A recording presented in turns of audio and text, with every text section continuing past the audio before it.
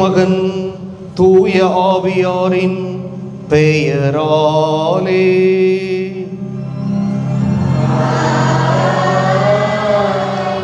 நம் ஆண்டவராகிய இயேசு கிறிஸ்துவின் அருளும் கடவுளின் அன்பும் தூய ஆவியாரின் நட்புறவும் உங்கள் அனைவரோடும் இருப்பதாக.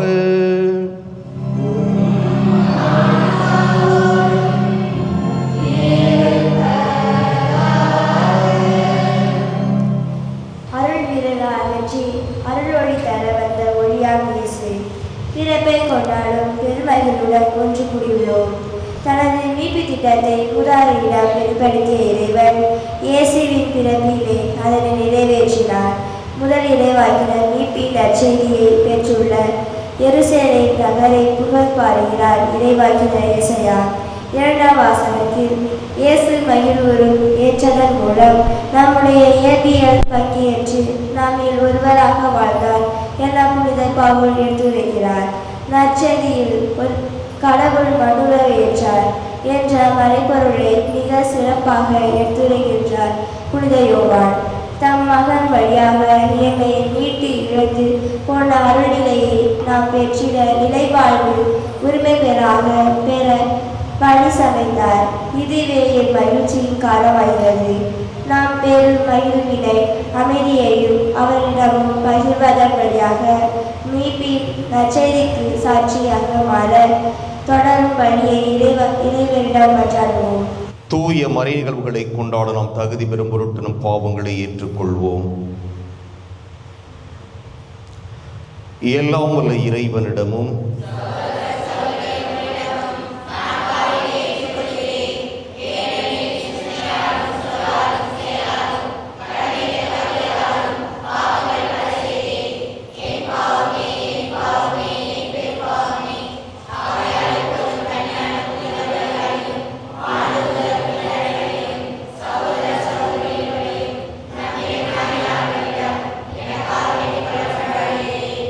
எல்லாம் வல்ல இறைவன் நம் மீது இரக்கம் வைத்து நம் பாவங்களை மன்னித்து நம்மை நிலை வாழ்வுக்கு அழைத்து செல்வாராக.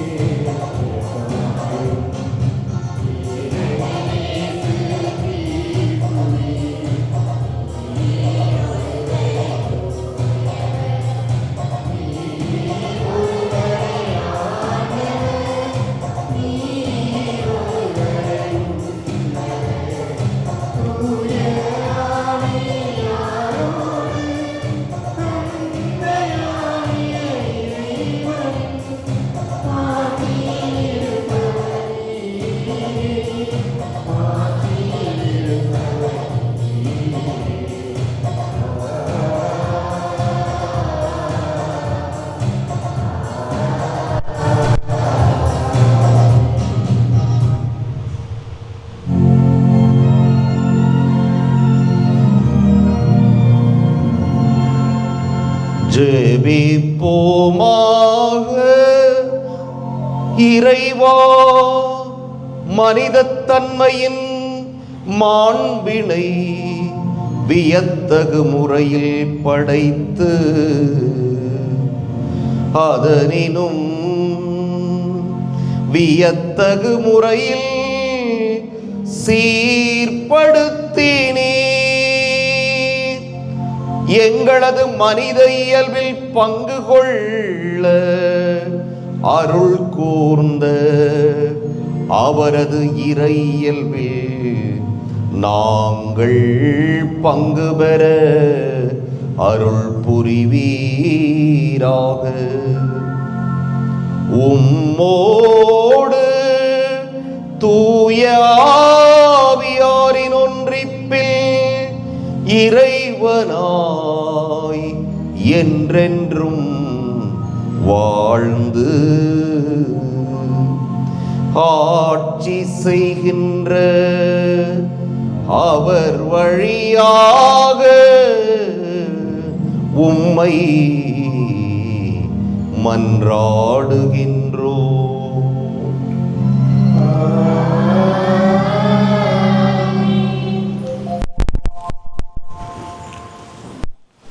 முதல் வாசகம். மண்ணுலகின் எல்லைகள் யாவும் நம் கடவுள் அளிக்கும் மீட்பை காணும். இறைவாக்கினர் எசாயா நூலிலிருந்து வாசகம். அதிகாரம் 52, இறை வார்த்தைகள் 7 தொடங்கி 10 முடிய. நற்செய்தியை அறிவிக்கவும், நல்வாழ்வை பலப்படுத்தவும், நலம் தரும் செய்தியை உரைக்கவும், விடுதலையை பறைசாற்றவும், சீயோனை நோக்கி உன் கடவுள் அரசாளுகின்றார் என்று கூறுவவும், வருவோனின் பாதங்கள் மலைகள் மேல் எத்துணை அழகாய் இருக்கின்றன, இதோ உன் சாம காவலர் குரல் எழுப்புகின்றனர், அவர்கள் அக்களித்து ஒருங்கே ஆரவாரம் செய்கின்றனர். ஆண்டவர் சீயோனுக்கு திரும்பி வருவதை அவர்கள் தம் கண்களாலேயே காண்பர். எருசலேமின் பாலிடங்களை ஒருங்கே ஆர்ப்பரித்து பாடுங்கள். ஆண்டவர் தம் மக்களுக்கு ஆறுதல் அளித்துள்ளார், எருசலேமுக்கு மீட்பு வழங்கியுள்ளார். பிற இனத்தார் அனைவரின் கண்களும் காண ஆண்டவர் தம் தூய புயத்தினை திறந்து காட்டியுள்ளார்.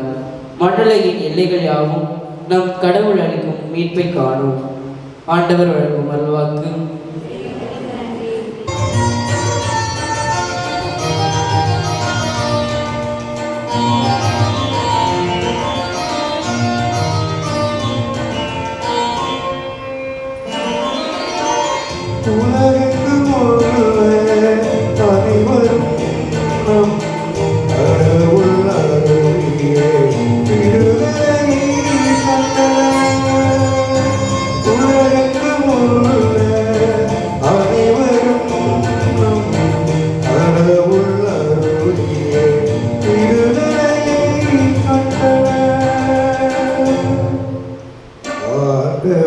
புதியதொரு பாடல் பாடுங்கள், ஏனெனில் அவர் வியத்தகு செயல்கள் புரிந்துள்ளார். அவருடைய வலக்கரமும் புனிதமிகு புயமும் அவருக்கு வெற்றி அளித்துள்ளன.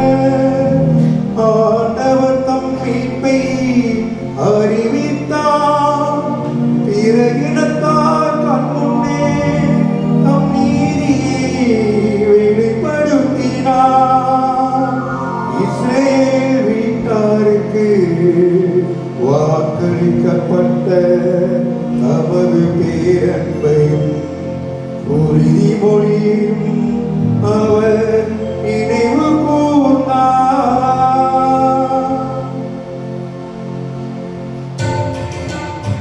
உலகெங்கும் உள்ள அனைவரும் கடவுள் அருளிலே விடுதலையை கண்டனர்.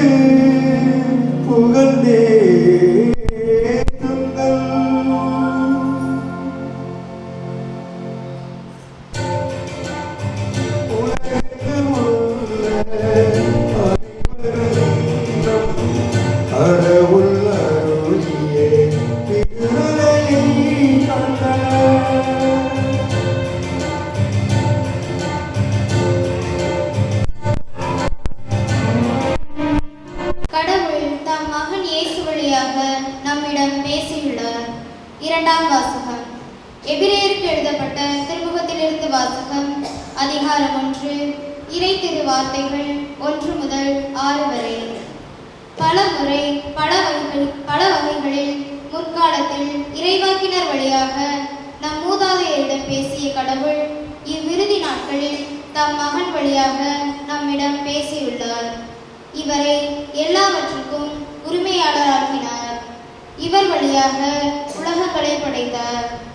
கடவுளுடைய மாட்சிமையின் சுடரொளியாகவும் அவருடைய இயல்பின் அச்சுப்பதிவாகவும் விளங்கும் இவர் தம் வல்லமை மிக்க சொல்லால் எல்லாவற்றையும் தாங்கி நடத்துகிறார். மக்களை பாவங்களிலிருந்து தூய்மைப்படுத்திய பின் விண்ணகத்தில் இவர் பெருமை மிக்க கடவுளின் வலப்பக்கத்தில் வீற்றிருக்கிறார். இவ்வாறு இறைமகன் வானதுதரை விட சிறந்ததொரு பெயரை உரிமை பெயராக பெற்றார். அந்நிலைக்கு ஏற்ப அவர்களை விட இவர் மேன்மையடைந்தார். ஏனெனில் கடவுள் வானதூதர் எவரிடமாவது நீர் என் மைந்தர், இன்று நான் உம்மை பெற்றெடுத்தேன் என்றும் நான் அவருக்கு தந்தையாயிருப்பேன், அவர் எனக்கு மகனாயிருப்பார் என்றும் எப்போதாவது கூறியதுண்டா? மேலும் அவர் தம் முதற் பேரான இவரை உலகிற்கு அனுப்பிய போது கடவுளின் தூதர் அனைவரும் அவரை வழிபடுவார்களாக என்றார். ஆண்டவர் வழங்கும் அருள்வாக்கு.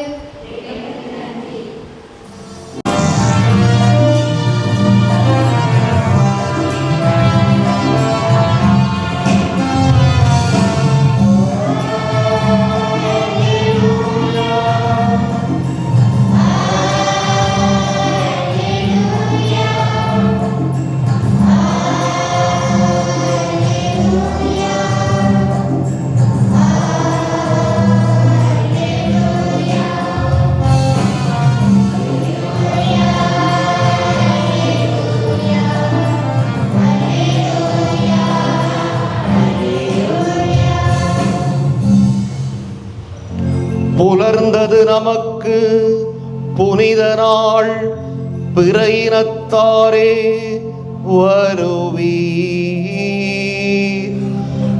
இறைவன் மலரடி தொழுவீர், ஏனெனில் உலகின் மீது எழுந்தது பேரொளி இன்றே. அல்லேலூயா.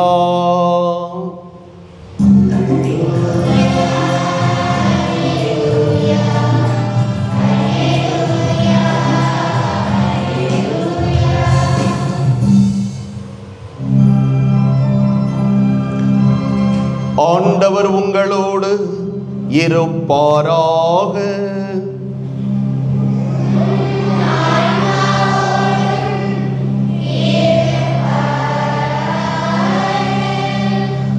யோவான் எழுதிய தூய நற்செய்தியிலிருந்து வாசகம்.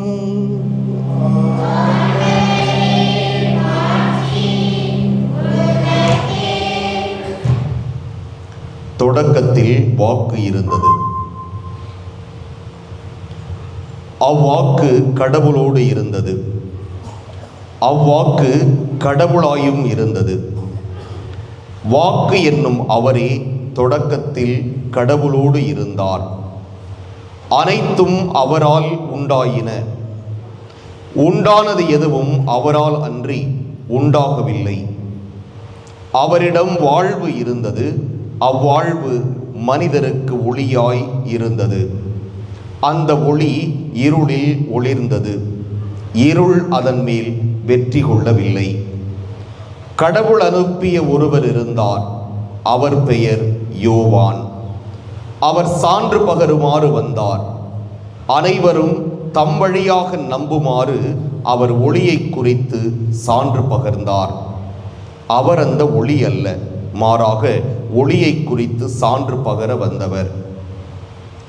அனைத்து மனிதரையும் ஒளிர்விக்கும் உண்மையான ஒளி உலகிற்கு வந்து கொண்டிருந்தது. ஒளியான அவர் உலகில் இருந்தார். உலகு அவரால் தான் உண்டானது. ஆனால் உலகு அவரை அறிந்து கொள்ளவில்லை. அவர் தமக்கு உரியவர்களிடம் வந்தார்.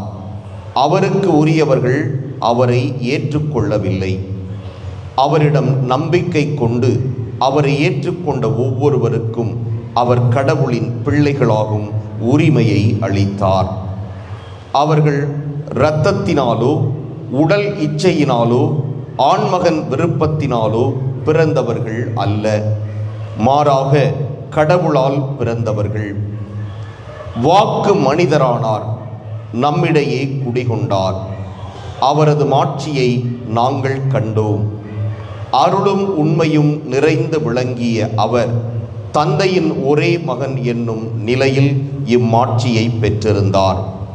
யோவான் அவரை குறித்து, எனக்கு பின் வரும் இவர் என்னை விட முன்னிடம் பெற்றவர், ஏனெனில் எனக்கு முன்பே இருந்தார் என்று நான் இவரை பற்றியே சொன்னேன் என உரத்த குரலில் சான்று பகர்ந்தார்.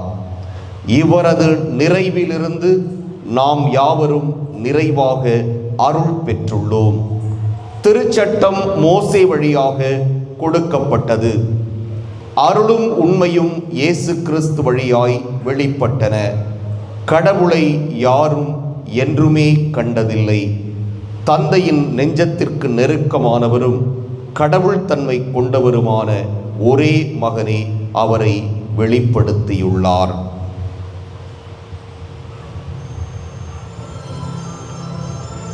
ஆண்டவரின் அருள் வாக்கு.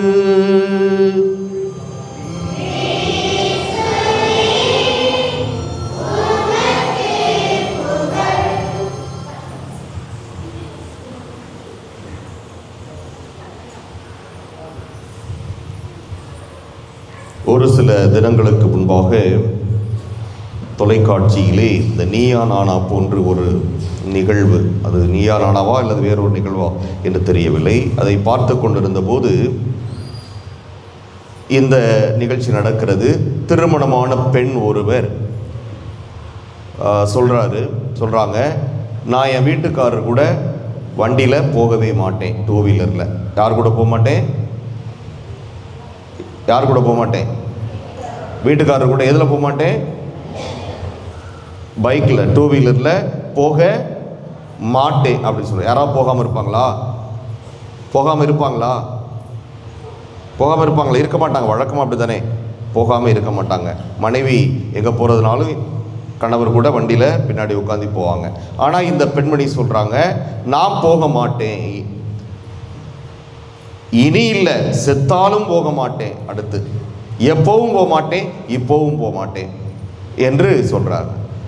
அப்போ கேட்குறாங்க, ஏன் இந்த முடிவு அப்படின்னு கேட்கும்போது அவர் ஒரு வார்த்தை சொல்லிட்டார். என்ன சொல்லிட்டாரு?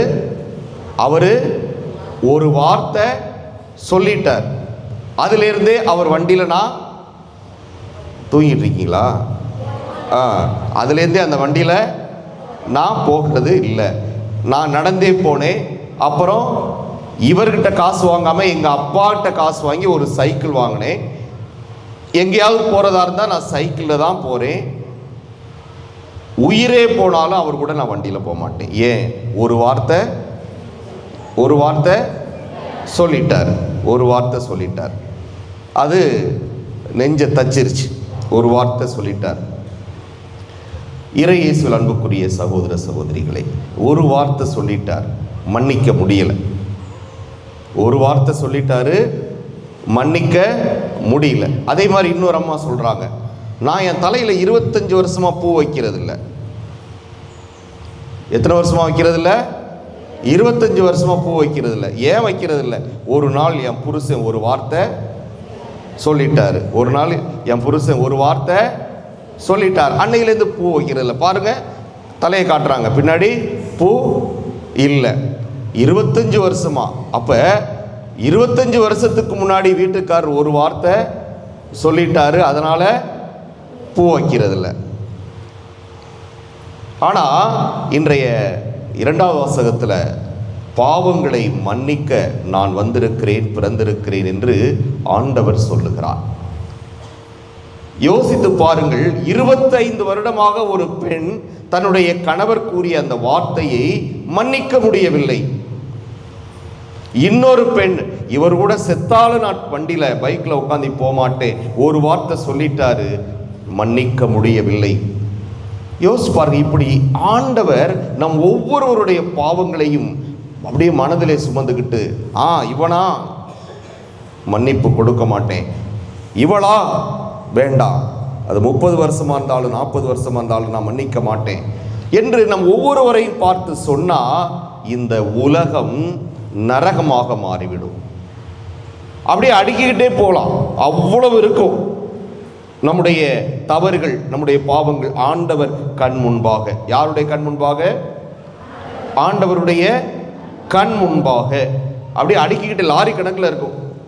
சில பேருக்கு குட்ஸ் ட்ரெயின் கணக்கில் கூட இருக்கலாம், அவ்வளவு இருக்கு. இதே புடிவாதம் நம் ஆண்டவரிடம் இருந்தால், நான் உன்னை மன்னிக்க மாட்டேன் என்றால், நம்முடைய வாழ்வு இந்த உலகிலே நரகமாக மாறிவிடும். ஆனால் ஆண்டவர் என்ன செய்கிறார்?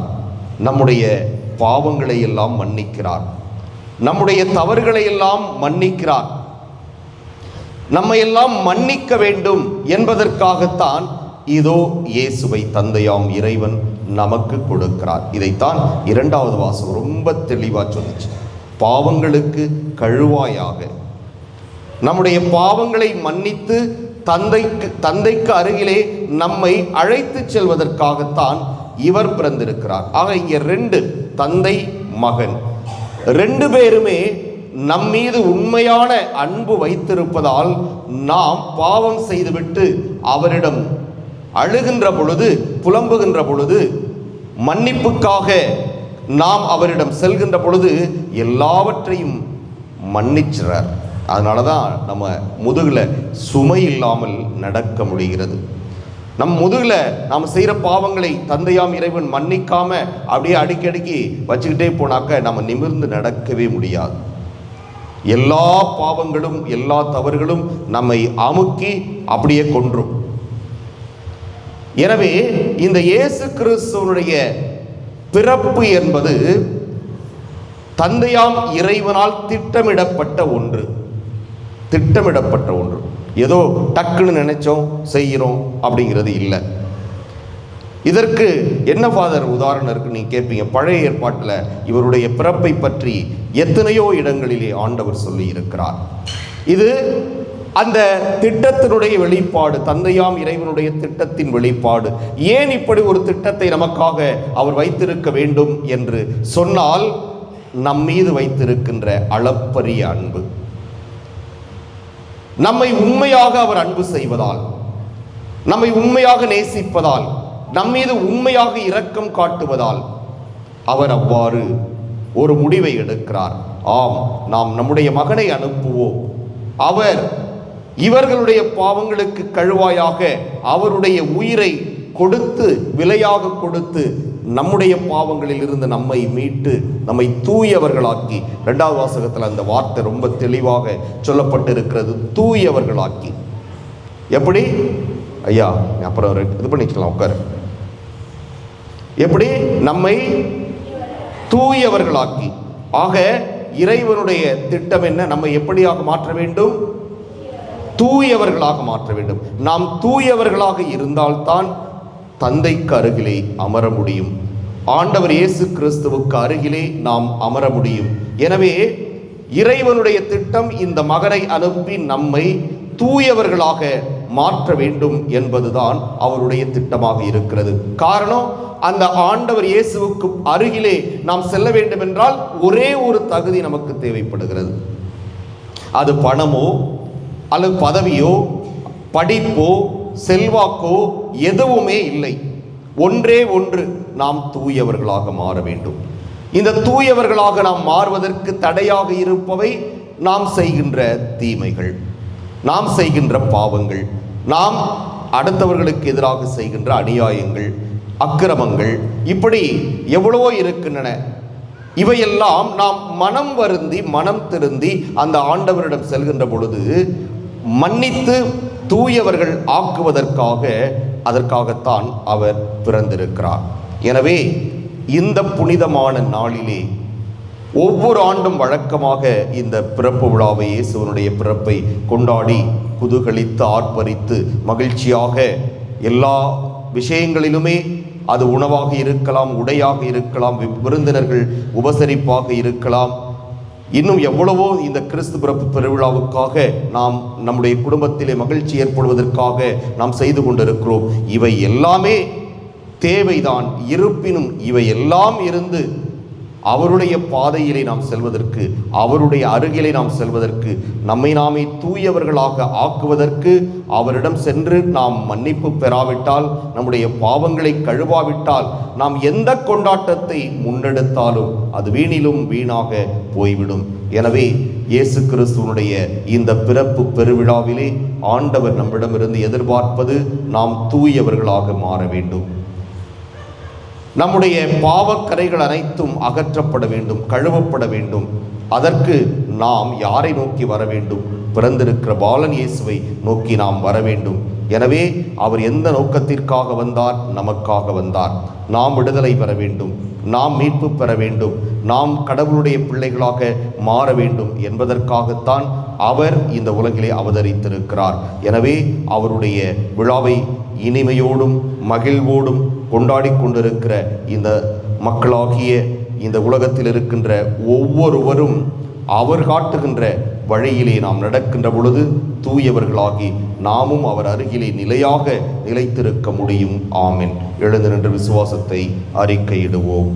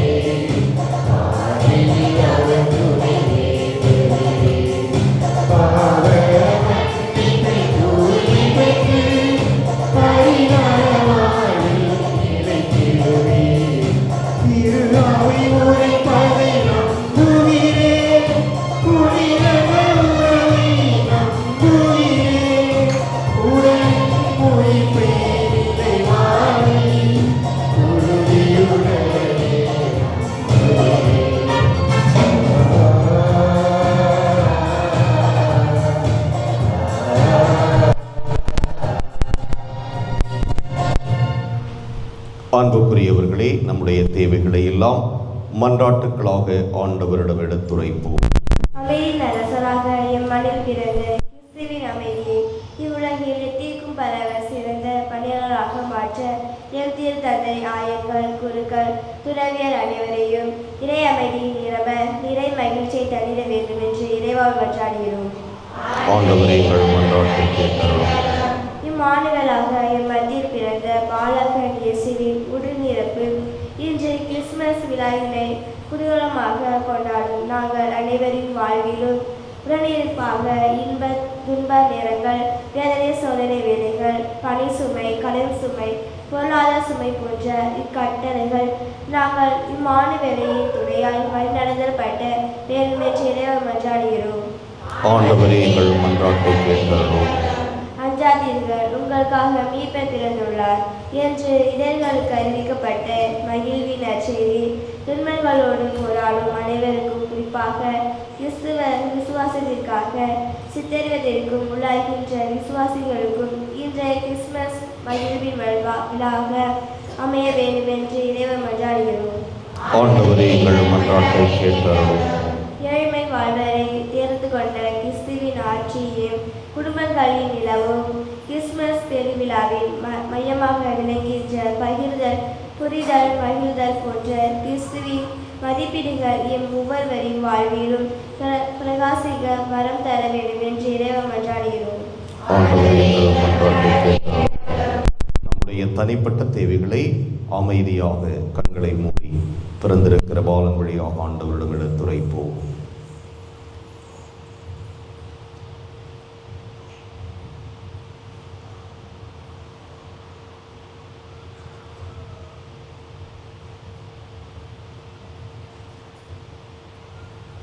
மன்றாடுவோமாக. எங்கள் புகலிடமும் பலவுமாகிய இறைவா, எங்களிடம் இறை உணர்வை தூண்டி எழுப்புகிறவர் நீரே. உம்முடைய மக்களின் உருக்கமான இந்த மன்றாட்டுக்களை ஏற்று நிறைவு செய்ய வேண்டும் என்று எங்கள் ஆண்டவர் கிறிஸ்து வழியாக உம்மை மன்றாடுகின்றோம்.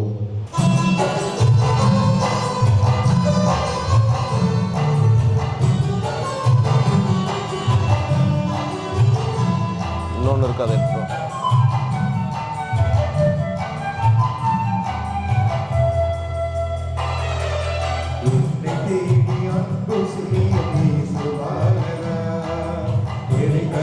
ஆண்டவரை அழைத்துள்ளதை வாழ்த்து பெறுகிறார்கள். தப்பத்தை பெற்றுள்ளோம். நிலத்தின் விளைவும் மனித உழைப்பின் பயனுமான தப்பத்தில் போக்கு கொடுக்கின்றோம். இதை விட வாழ்வொழி ஒப்பாக மாறும் இறைவன் என்று வாழ்த்து பெறுவாராக.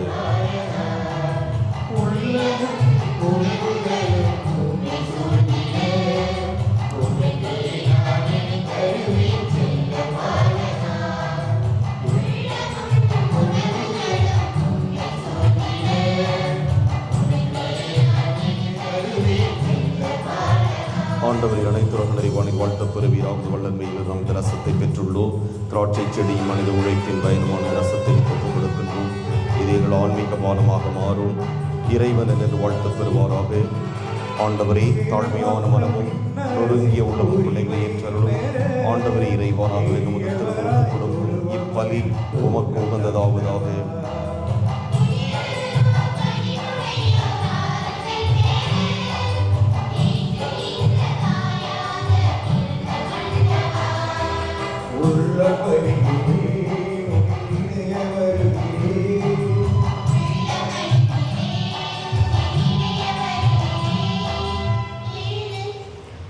சகோதர சகோதரிகளே, என்னுடையதும் உங்களுடையதுமான இப்பலி எல்லாம் வல்ல தந்தையாக இறைவனுக்கு ஏற்றதாகும்படி மன்றாடுங்கள்.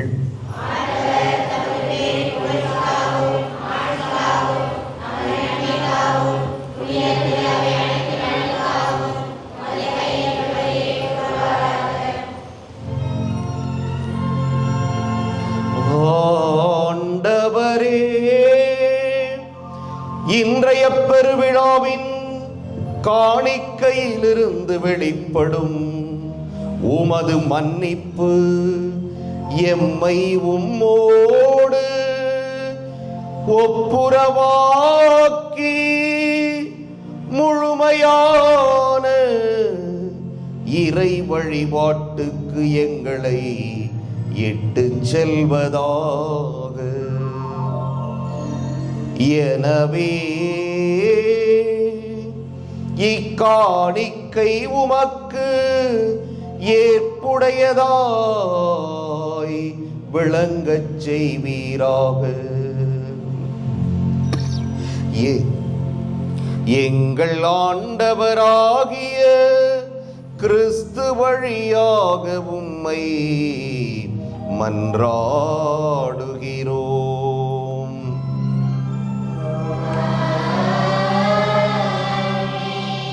ஆண்டவர் உங்களோடு இருப்பாராக.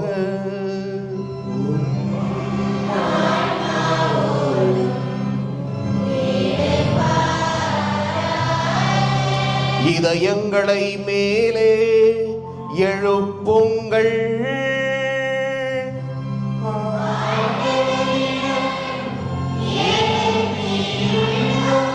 நம் இறைவனாகிய ஆண்டவருக்கு நன்றி கூறுவோம்.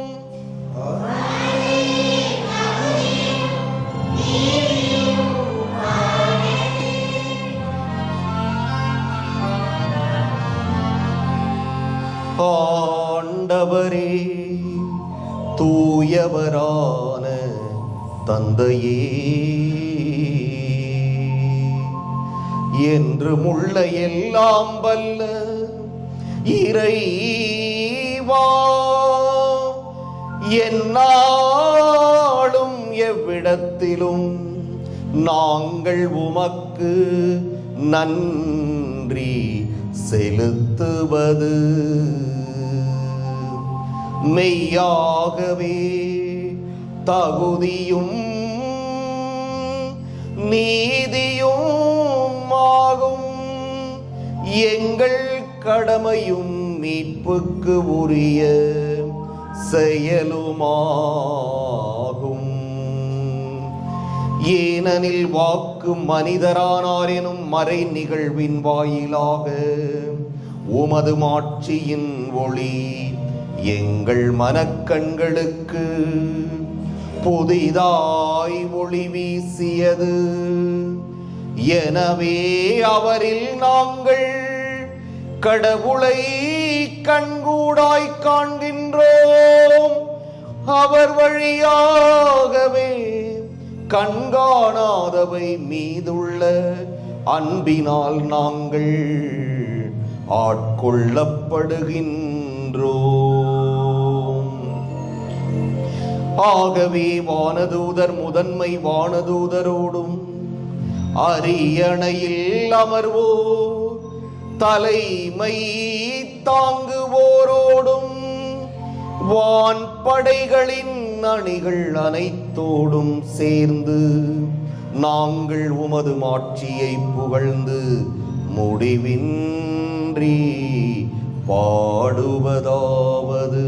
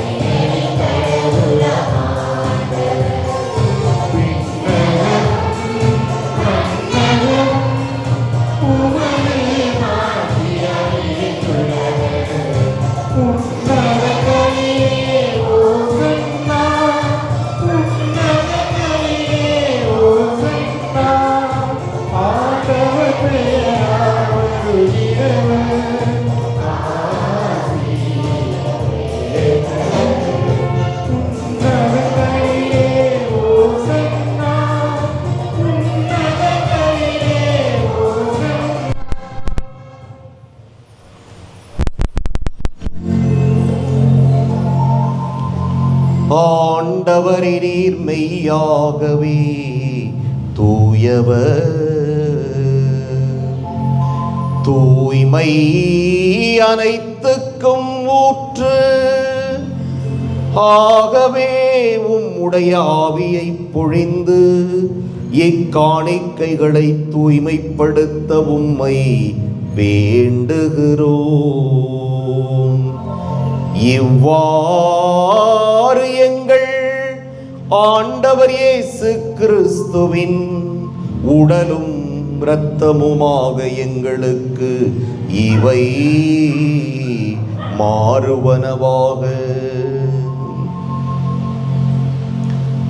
அவர் பாடுபட உளம் கனிந்து தம்மை கையளித்த போது அப்பத்தை எடுத்து நன்றி செலுத்தி அதை பிட்டு தம் சீடர்களுக்கு அளித்து கூறியதாவது: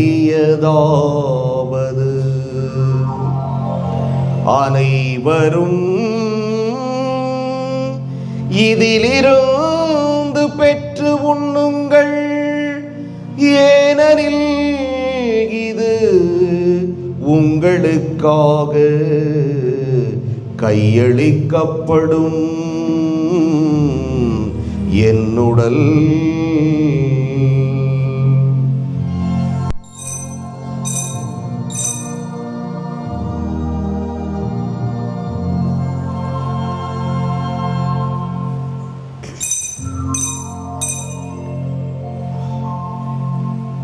அவ்வண்ணமே இரவு விருந்தை அருந்தியபின் கிண்ணத்தையும் எடுத்து மீண்டும் உமக்கு நன்றி கூறி தம் சீடர்களுக்கு அளித்து அவர் கூறியதாவது: அனைவரும் இதிலிருந்து பெற்று பருகுங்கள், ஏனெனில் இது புதிய நிலையான உடன்படிக்கைக்கு உரிய என் இரத்தத்தின் கிண்ணம். இது பாவ மன்னிப்புக்கென்று உங்களுக்காகவும் பலருக்காகவும் சிந்தப்படும். இதை என் நினைவாக செய்யுங்கள்.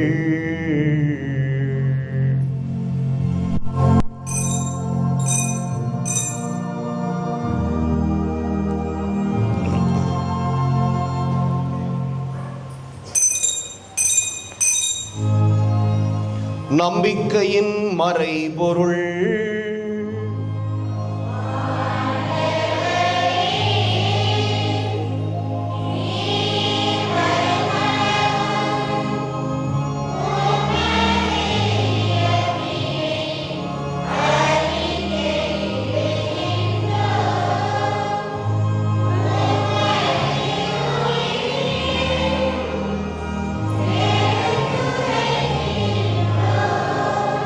ஆகவே ஆண்டவரே, நாங்கள் கிறிஸ்துவின் இறப்பினையும் உயிர்ப்பினையும் நினைவு கூர்ந்து வாழ்வு தரும் அப்பத்தையும் மீட்பளிக்கும் கிண்ணத்தையும் ஒப்புக் கொடுக்கின்றோம். உம் திருமுன் நின்று உமக்கு ஊழியம் புரிய தகுந்தவர்கள் என எங்களை ஏற்றுக்கொண்டீர். எனவே உமக்கு நன்றி செலுத்துகிறோம். மேலும் கிறிஸ்துவின் உடலிலும் இரத்தத்திலும் பங்கு கொள்ளும் எங்களை தூய ஆவியார் ஒன்று சேர்க்க வேண்டும் என உம்மை தாழ்மையுடன் மன்றாடுகின்றோம். ஆண்டவரே, உலகெங்கும் பரவி இருக்கும் உமது திரு அவையை நினைவு கூர்ந்தருளும். எங்கள் திருத்தந்தை பிரான்சிஸ், எங்கள் ஆயர் சகாயராஜ், எல்லா திருநிலையினராகிய அனைவரோடும் உமது திரு அவை அன்பில் நிறைவு பெறச் செய்தருளும். மேலும் உயிர்த்தெழும் எதிர்நோக்குடன் துயில் கொள்ளும் எங்கள் சகோதரர் சகோதரிகளையும் இறந்தோர் அனைவரையும் இரக்கத்துடன் நினைவு கூர்ந்து உமது திருமுக ஒளியினுள் ஏற்றருளும். எங்கள் அனைவர் மீதும் இரக்கமாயிரும். கடவுளின் கன்னித்தாயான புனித மரியா, அவருடைய கணவரான புனித யோசேப்பு, புனித திருத்தூதர்கள், இவ்வுலகில் மக்கு உகந்தவராய் இருந்தோர் ஆகிய புனிதர் அனைவருடனும் நாங்கள் நிலை வாழ்வில் பங்கு கொள்ளும் தகுதி பெற்று உம் திருமகன் இயேசு கிறிஸ்து வழியாக உம்மை புகழ்ந்தேத்தும் வரமருள உம்மை மன்றாடுகிறோம்.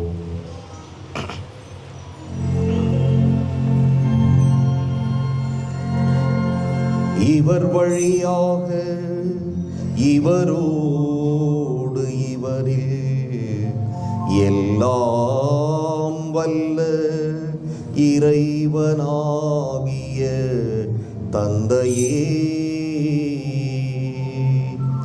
தூய ஆவியாரின் ஒன்றிப்பில் எல்லா புகழும் மாட்சியும் என்றென்றும் உமக்கு உரியதே.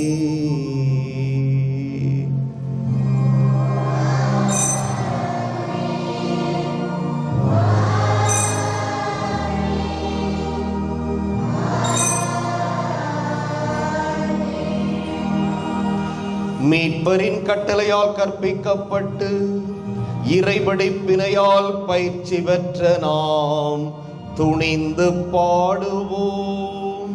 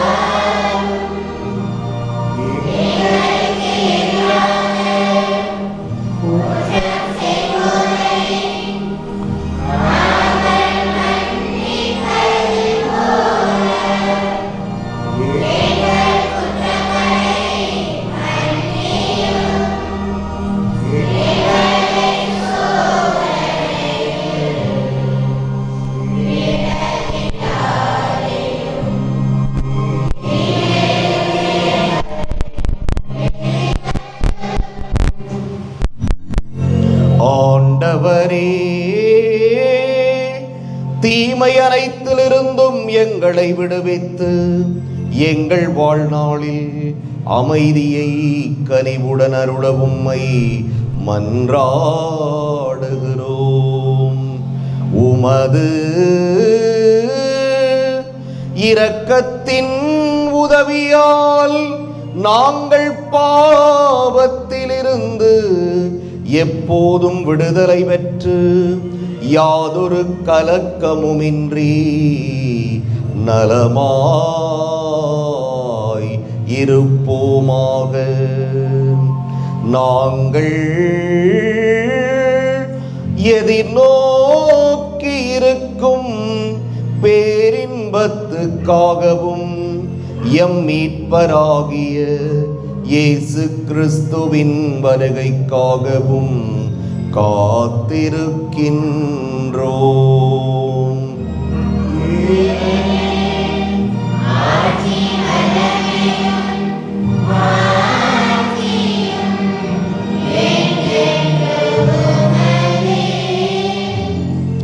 ஆண்டவரே இயேசு கிறிஸ்துவே, அமைதியை உங்களுக்கு விட்டுச் செல்கிறேன், என் அமைதியையே உங்களுக்கு அளிக்கின்றேன் என்று உம் திருத்தூதர்களுக்கு மொழிந்தீரே. எங்கள் பாவங்களை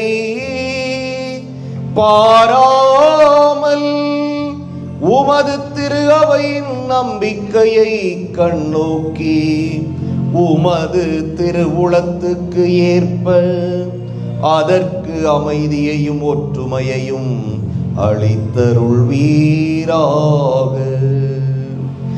என்றென்றும் வாழ்ந்து ஆட்சி செய்கின்றவர் நீரே.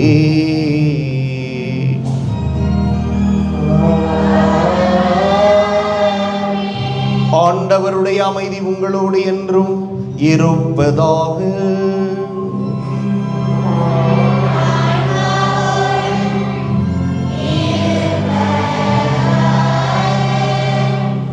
ஒருவருக்கொருவர் அமைதியை பகிர்ந்து கொள்வோம்.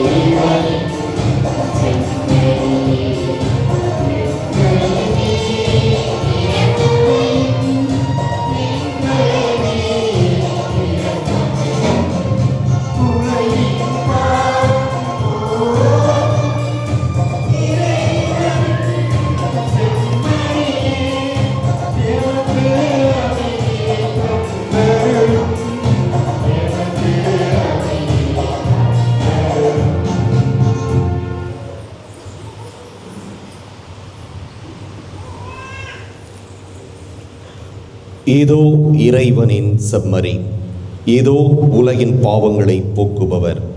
செம்மறியின் விருந்துக்கு அழைப்பு பெற்றோர் பேறு பெற்றோர்.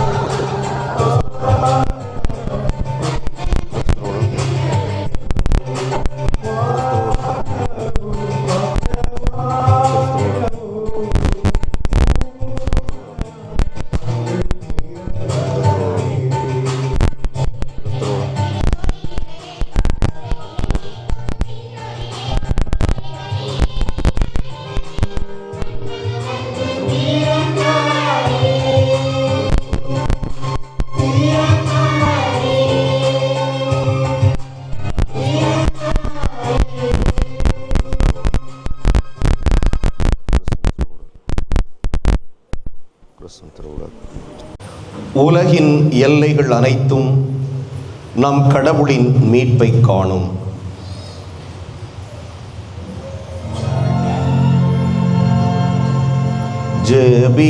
ஜெபிப்போமாக. இரக்கமுள்ள இறைவா, இறைவா, இன்று உலகின் மீட்பர் பிறந்துள்ளார். அதனால் எங்கள் இறை பிறப்புக்கு ஊற்றாக அவர் இருப்பது போல எங்களுக்கு அழியா வாழ்வை அளிப்பவராகவும் இருப்பீராக. எங்கள் ஆண்டவராகிய கிறிஸ்து வழியாக உம்மை மன்றாடுகின்றோம்.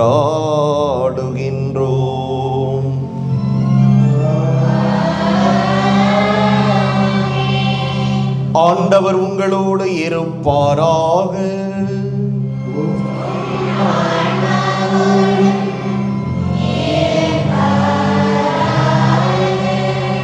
எல்லாம் வல்ல இறைவன் தந்தை, மகன், தூய ஆவியார் உங்கள் அனைவரையும் பிறந்திருக்கின்ற இந்த பாலன் இயேசு வழியாக ஆசீர்வதிப்பாராக.